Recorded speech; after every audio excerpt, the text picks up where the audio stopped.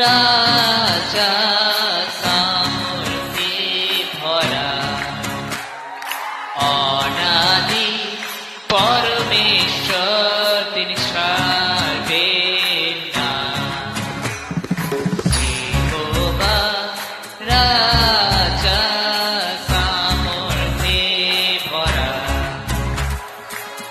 অনাদি পরমেশ্বর তিনি ছাড়বেন না। যুগে যুগে ধরে এক রাজা মহিমার সিংহাসনে বসে বাদশাহ, তিনি মহান সর্বশক্তিমান, তারি শাসন তারি প্রতাপ চিরকালে সদা।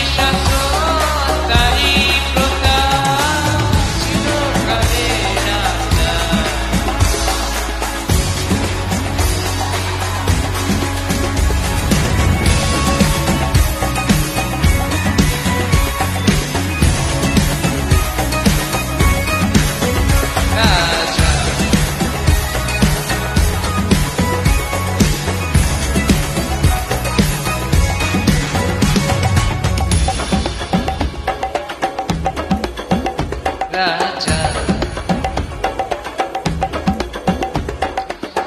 এসো মিলিত হয়ে আমরা সবাই গাই, তারি পতাকা আমরা উঁচুরাই, তার সম্মুখে মাথা নত করি, তার নামে জয়গান করি। এসো মিলিত হয়ে আমরা সবাই গাই, তারি পতাকা আমরা উঁচুরাই, তার সম্মুখে মাথা নত করি, তার নামে জয়গান করি। যুগে যুগে ধরে এক রাজা মহিমার সিংহাসনে বসে বাদশাহ, তিনি মহান সর্বশক্তিমান, তারি শাসন তারি প্রতাপ। যুগে ধরে এক রাজা মহিমার সিংহাসনে বসে বাদশাহ, তিনি মহান সর্বশক্তিমান, তারি শাসন তারি প্রতাপ। তারি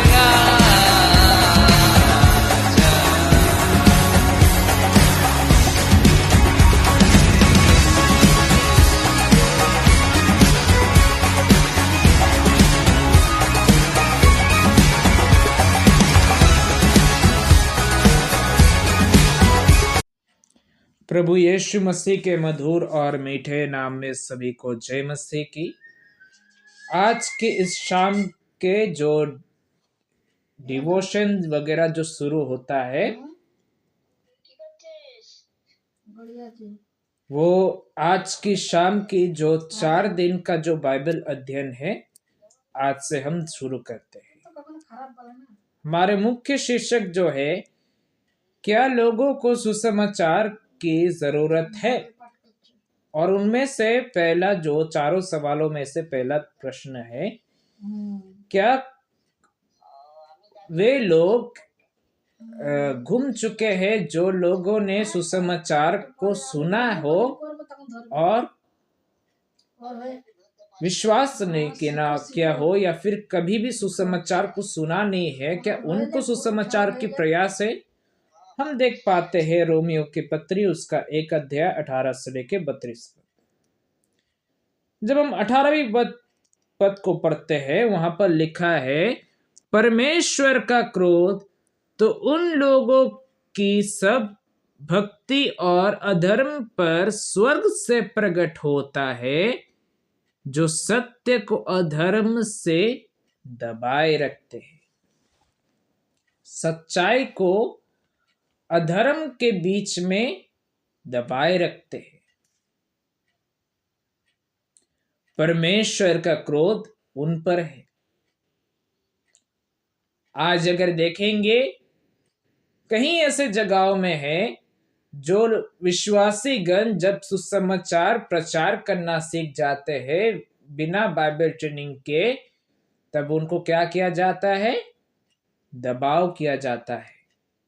1 साल, 2 साल, 5 साल, 6 साल वे जिससे सुसमाचार की प्रचार नहीं कर पाए, ऐसा करते हैं, जिससे उनका नाम, जिन्होंने दबाव किया है, उनका नाम ऊंचा, ना कि परमेश्वर के नाम। इसलिए सच्चाई जो है आज अधर्म के नीचे में दबाए गए है, जिसके कारण परमेश्वर का क्रोध स्वर्ग से प्रकट होता है। जब हम आगे में पढ़ते हैं, वहां पर इस प्रकार लिखा है, इसलिए कि परमेश्वर के विषय को का ज्ञान उनके मनों में प्रकट है, क्योंकि परमेश्वर ने उन पर प्रकट किया है।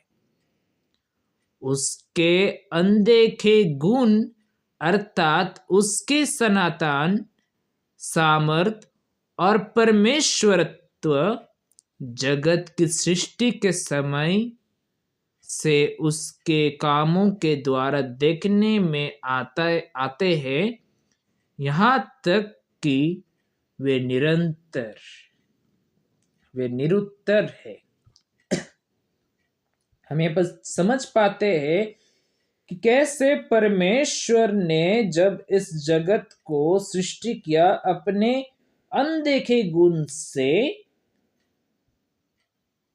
और उसी अनंत काल का सामर्थ्य से और उसी परमेश्वरत्व से, बिना किसी निरुत्तर से, विदाउट एनी एक्सक्यूज।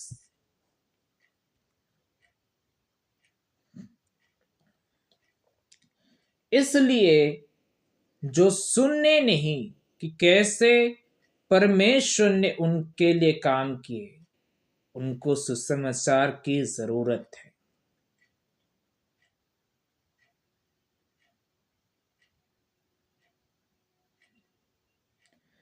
जब हम 21वीं वचन पढ़ते हैं,